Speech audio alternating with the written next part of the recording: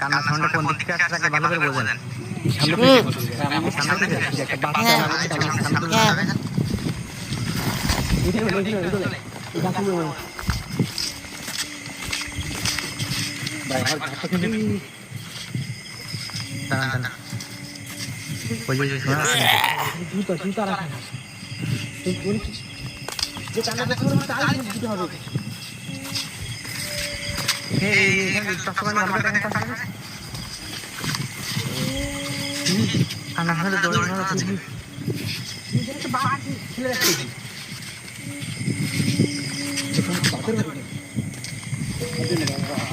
খাবারের বাটি